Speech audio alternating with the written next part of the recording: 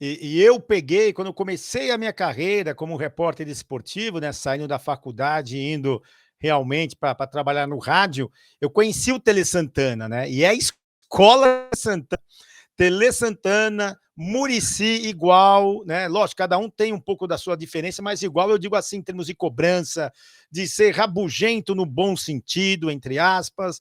E eu vejo assim também no Rogério Ceni, né? O Rogério Ceni vai também nessa mesma linha. Se você ver, são três gerações, né? Tele Santana, Murici e Rogério Ceni. E você jogou com o Rogério Ceni, tricampeão brasileiro com ele. Eu estou errado nessa minha análise? É bem por aí o Rogério Ceni hoje, desde a época que foi treinador do Fortaleza, do Flamengo, agora no Bahia, do próprio São Paulo. Estou errado nessa análise, ô Alex Silva? Não, foi uma análise perfeita. São três gerações perfeccionistas. E uma das coisas que me encanta é que, apesar né, dessas três gerações, as três são parecidas pela cobrança, pela performance do atleta, pela cobrança técnica, o gesto técnico, né, a parte física, o gramado de treinamento, o dia a dia, são preocupados, né, com o dia a dia, preocupado com tudo que está acontecendo, né, não é só preocupado com o campo. Né, então, os três são preocupados com o contexto geral, com todos os departamentos, né, que englobam e que envolvem, na verdade, o departamento de futebol, né, mas, assim, são três caras verdadeiros. Né, eu acho que é aí que está a grande diferença, porque são caras verdadeiros, são caras que lidar com o atleta de frente, né, cara a cara, não tem meio termo, não tem virar as costas e falar por trás, são três caras muito corretos. E outras coisas que eles têm em comum, são obcecados por vitória. Né, eles são obcecados por conquistas, né, assim como o Rogério Ceni é desde a época de atleta. O Rogério, já na época de goleiro, de atleta, era o cara obcecado por vitória, por conquistas, né? No entanto que ele bateu tantas metas, tantos recordes, né? Então, assim, a sua análise ela foi, na verdade, perfeita. É claro que cada um tem o seu temperamento, né? O temperamento do Tele, o Muricy, eu acredito que é mais parecido com o Tele, porque era mais explosivo, né?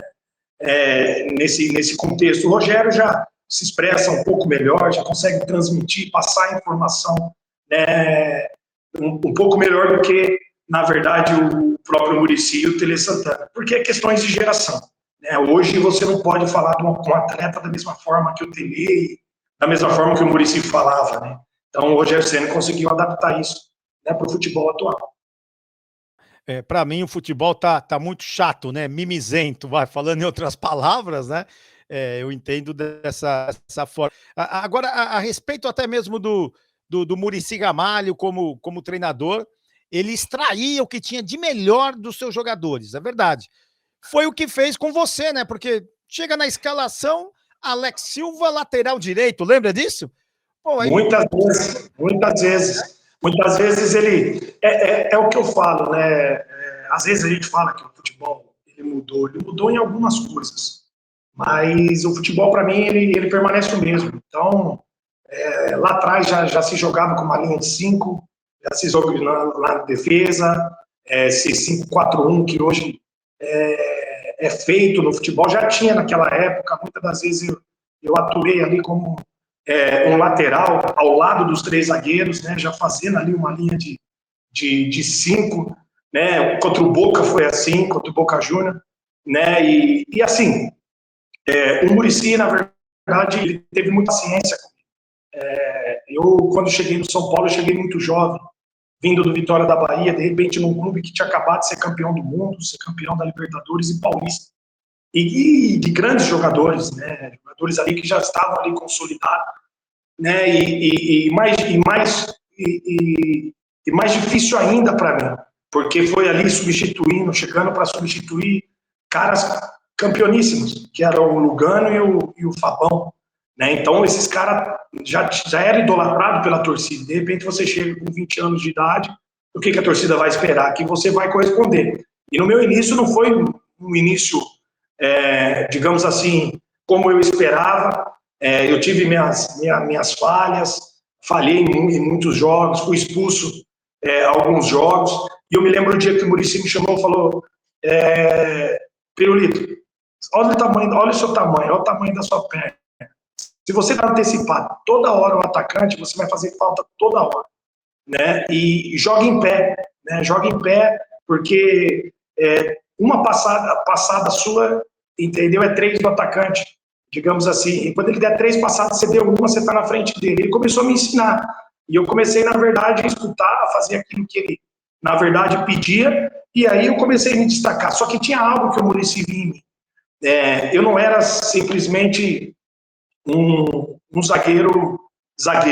Eu era também construtor. Então, muitas jogadas eu construía ali de trás, que é o que o futebol hoje tem buscado, zagueiro construtor. Então, muitas das vezes, eu quebrava as 2 linhas do adversário com aquelas arrancadas, né?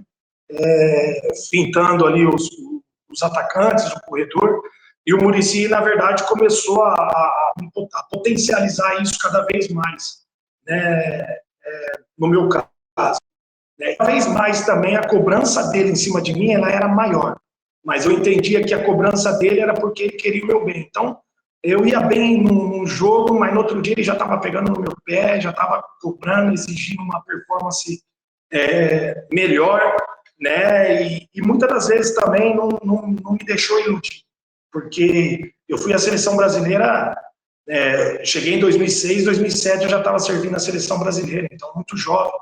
Mas ele foi fundamental, porque todas as vezes ele me fez pisar no chão, entender que tinha que matar um leão por dia, e hoje, onde eu encontro o Muricy Ramalho, eu agradeço. Talvez se não tivesse tido o Muricy Ramalho naquele momento, né, na minha carreira, talvez eu não teria chegado, na verdade, aonde eu cheguei.